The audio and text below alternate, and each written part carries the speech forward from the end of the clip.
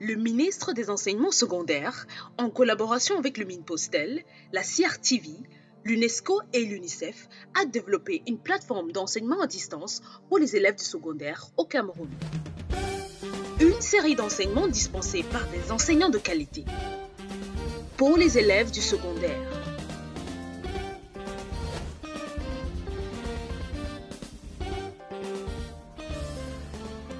Apprendre n'a jamais été aussi simple avec l'enseignement à distance.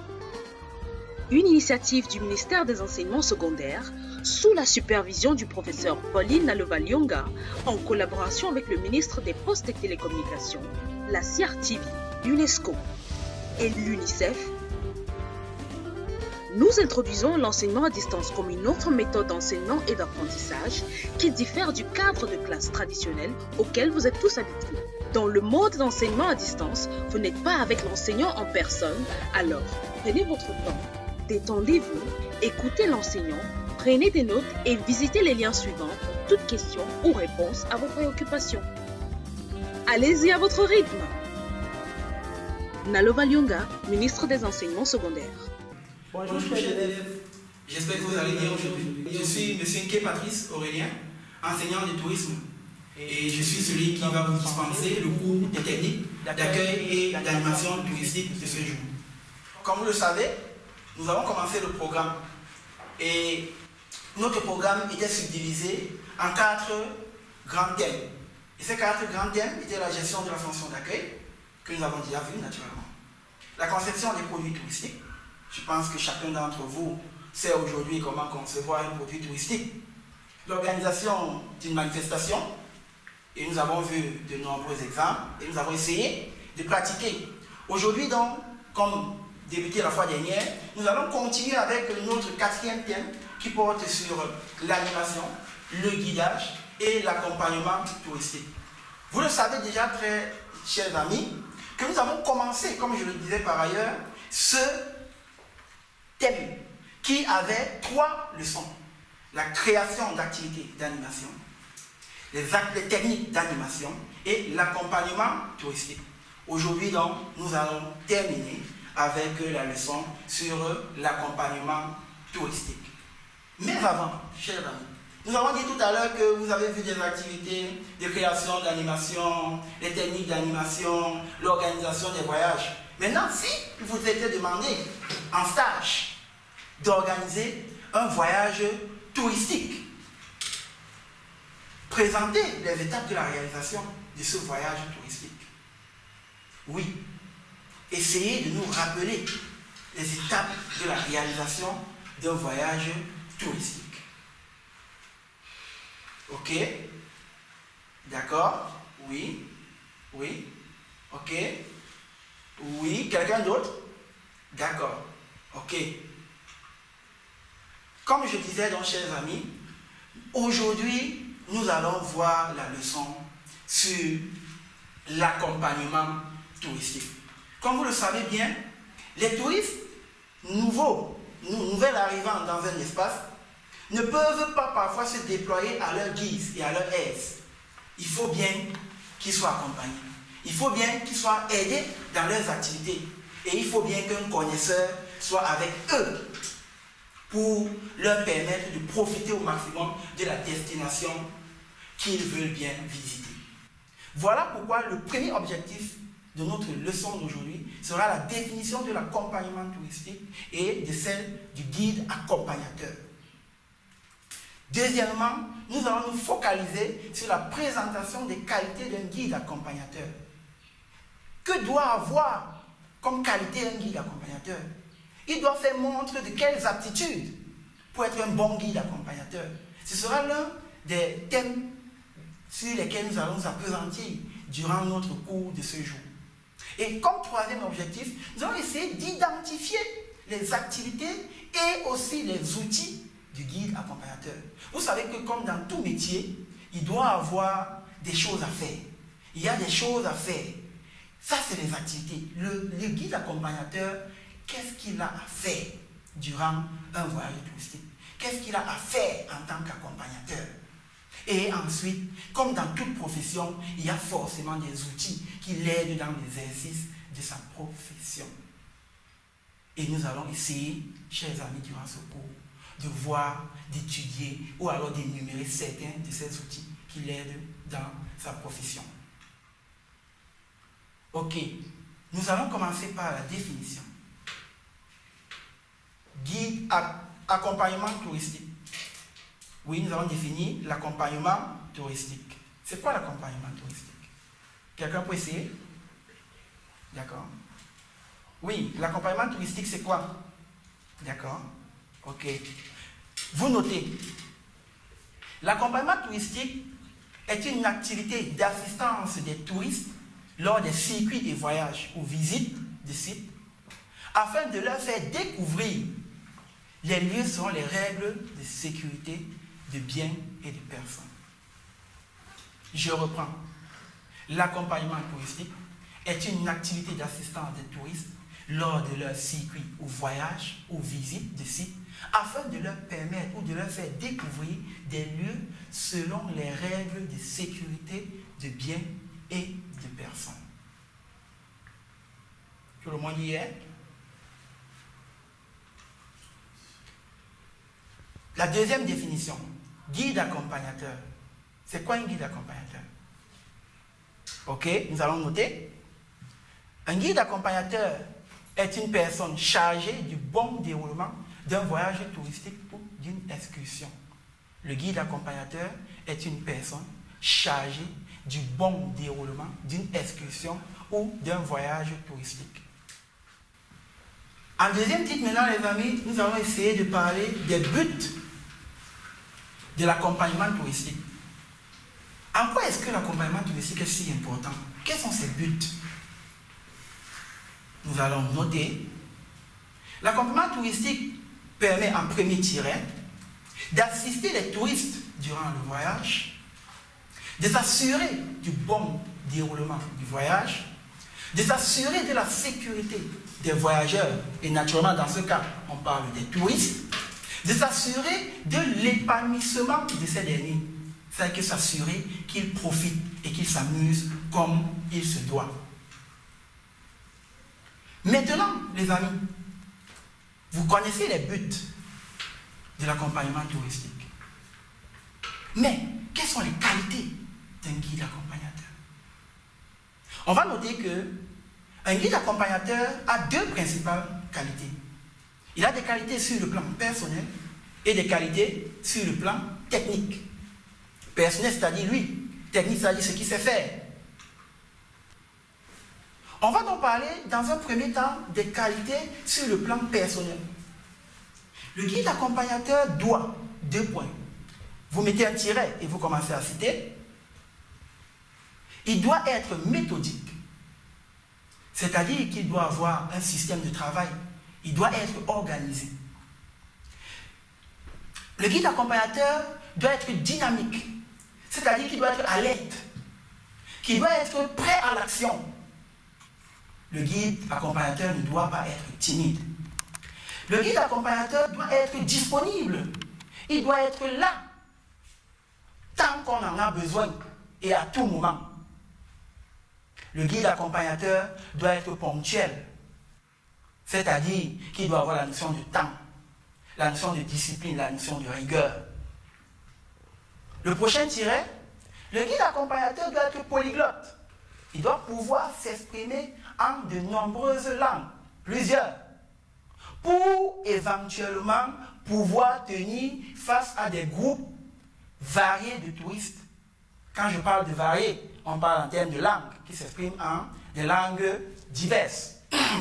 Il doit être sympathique. Ça doit être quelqu'un qui aime les gens, qui aime la rencontre, qui aime la découverte. Il doit être éloquent. Imaginez-vous un guide touristique qui ne sait pas bien s'exprimer, qui ne sait pas utiliser les mots qu'il faut quand il faut. Maintenant, sur le plan technique, nous allons essayer de voir les qualités du guide accompagnateur sur le plan technique. Le guide accompagnateur sur le plan technique doit, 2 points, vous mettez un premier tiret, maîtriser les règles de sécurité de biens et de personnes.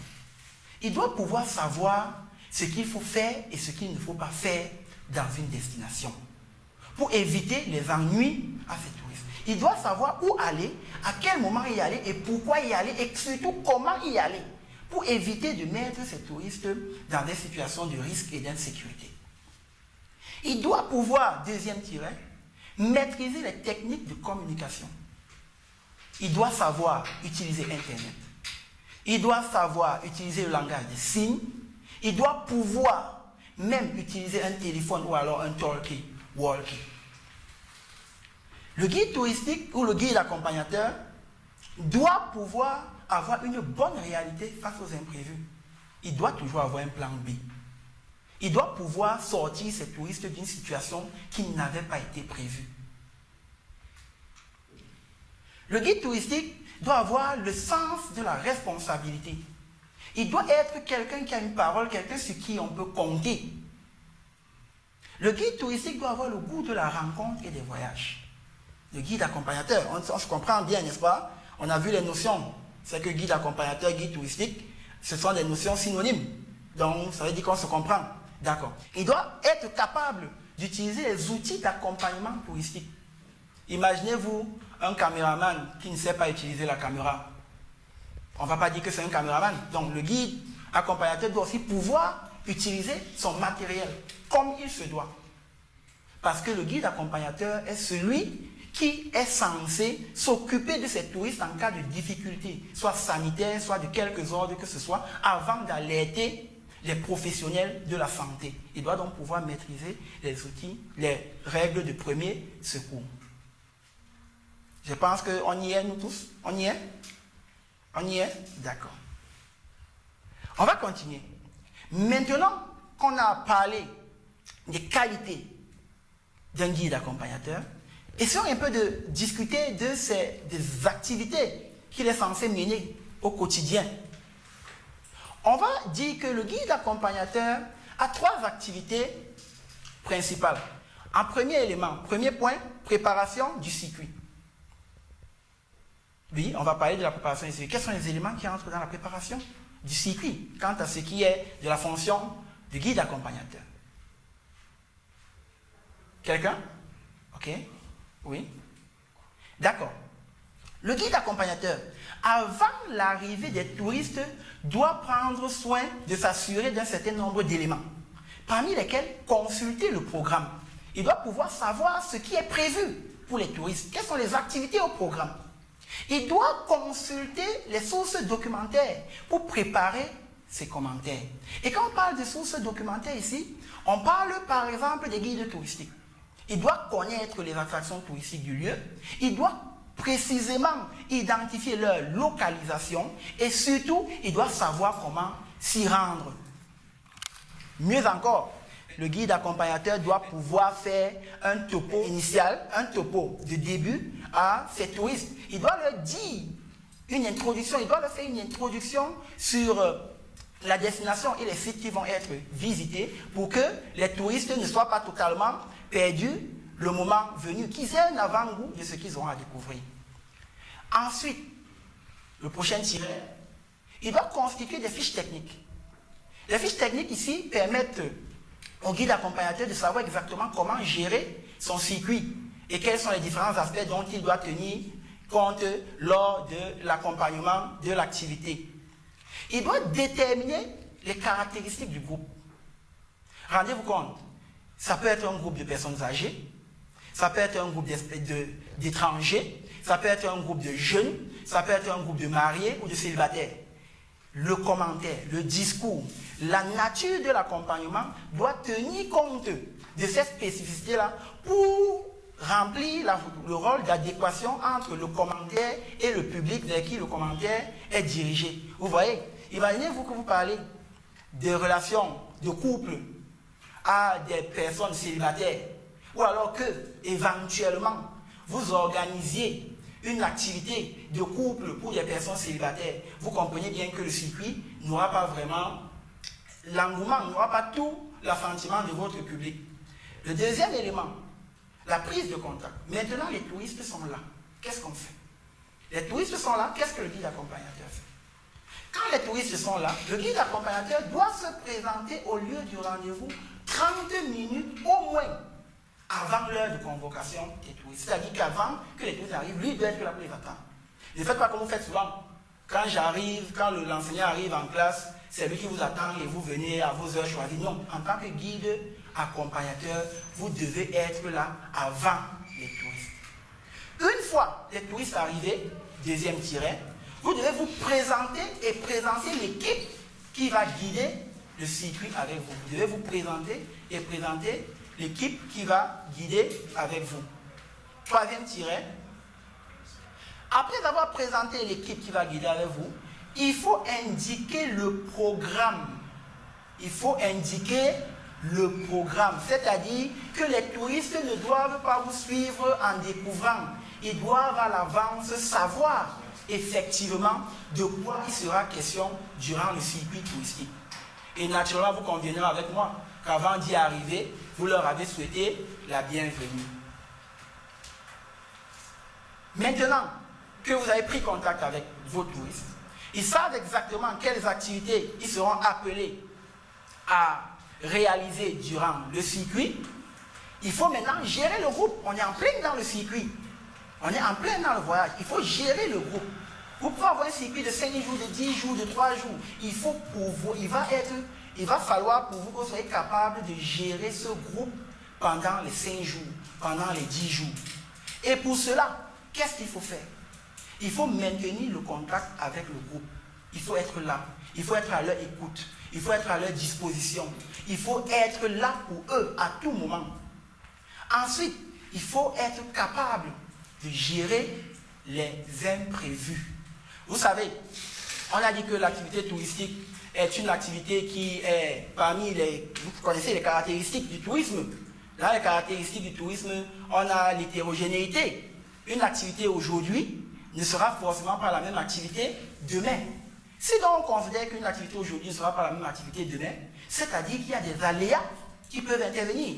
Une pluie, un serpent qui a mordu quelqu'un durant une randonnée, le guide accompagnateur doit être capable de pouvoir gérer les imprévus. Le guide accompagnateur doit être capable de s'adapter à la spécificité des groupes de touristes. Qui sont ceux qui l'accompagnent? Quel est leur profil, âge, profession, statut matrimonial, lieu d'origine? Il doit pouvoir identifier tous ces éléments-là et se comporter dans le sens qui va avec leur épanouissement. Maintenant que nous avons parlé des activités du guide touristique, nous allons essayer de parler de ces outils. Mais naturellement que vous savez, le guide touristique, on a dit qu'il préparait un voyage. On a dit qu'il devait avoir les notions de premier secours, entre autres. On a dit qu'il doit pouvoir assurer le bien-être de ses touristes. Mais vous convenez avec moi qu'il lui faut donc des outils. Il a parfois besoin des outils pour réaliser ses activités de façon efficace et efficiente.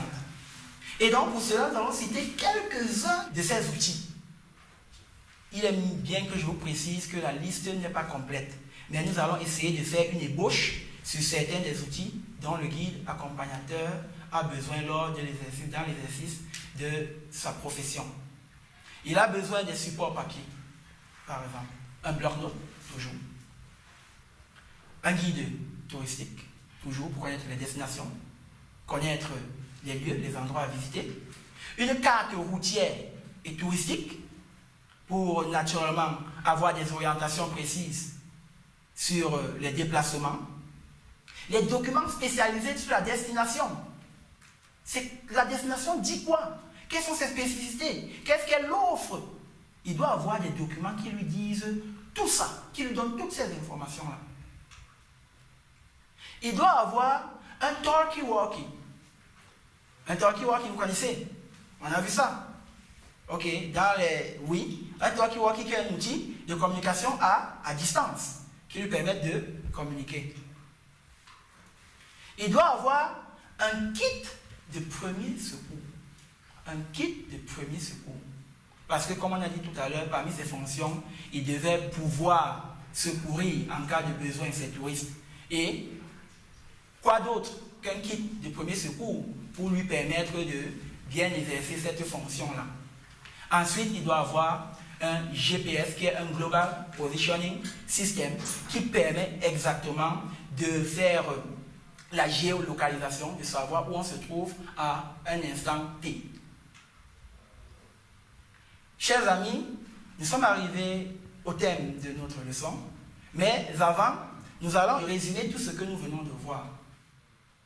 Nous avons parlé de l'accompagnement touristique comme étant les activités d'assistance des touristes au cours des voyages ou des excursions.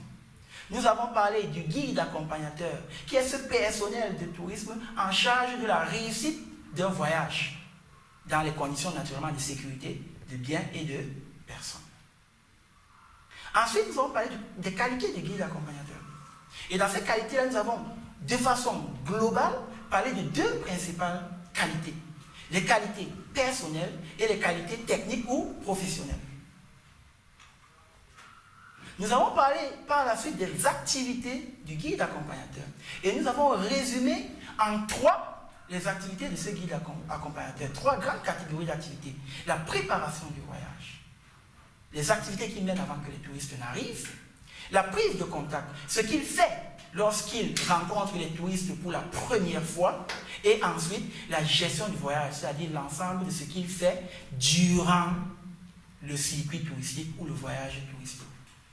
Mais nous avons dit que ces activités ne pouvaient pas être bien menées si le guide accompagnateur n'a pas un certain nombre d'outils. Et nous avons listé de façon non exhaustive les outils du guide accompagnateur, parmi lesquels les supports papier, les kits de premier secours, les talkie-walkie, des appareils téléphoniques, des ordinateurs, des GPS, etc. Ceci dit, chers amis, maintenant, nous allons essayer de voir si vous avez assimilé ce que nous venons de voir au travers d'une activité d'intégration. Première question. Énumérez les qualités principales du guide accompagnateur. Énumérez les qualités principales du guide accompagnateur. Quelqu'un pour répondre? Quelqu'un pour répondre? Ok, d'accord. Ok, nous avons dit qu'il y avait deux grandes qualités. Les qualités personnelles et les qualités techniques ou professionnelles. Et parmi les qualités personnelles, on a vu par exemple la sympathie, le fait qu'il devait être polyglotte, le fait qu'il devait aimer les rencontres. Et parmi les qualités professionnelles, nous avons vu qu'il doit maîtriser l'utilisation des outils et naturellement des kits de premier secours. Deuxième question. Énumérez deux activités principales du guide accompagnateur. Oui? D'accord. Donc, les activités principales du guide accompagnateur, on va citer un peu plus, n'est-ce pas, pour que vous reteniez les deux. Voilà, on a dit qu'il y avait trois principales activités pour un guide accompagnateur. La préparation du voyage, la prise de contact et, naturellement, la gestion du voyage. Troisième question. Nommez trois outils du guide accompagnateur. On a dit qu'il avait besoin d'un certain nombre de matériel pour travailler. Donc, nommez-en trois. Ok? D'accord? Nous avons les talkie-walkie, les GPS, Global Positioning System. On peut aussi citer des boussoles. Hein? C'est-à-dire que ceux qui ont des boussoles, d'accord? Oui. Les kits de premier secours, d'accord? Oui. Un ordinateur, oui. Un téléphone portable, oui. L'annuaire, oui. Les guides, les cartes routières. Ok? Chers amis, nous parvenons ici au thème de notre leçon de ce jour. Mais aussi, c'était la dernière leçon de notre programme. Cependant, nous n'allons pas nous séparer comme ça. Nous allons programmer une série de séances de travaux dirigées pour vous permettre de mieux assimiler tout ce que nous avons appris au cours de cette année scolaire. Sur ce, au revoir.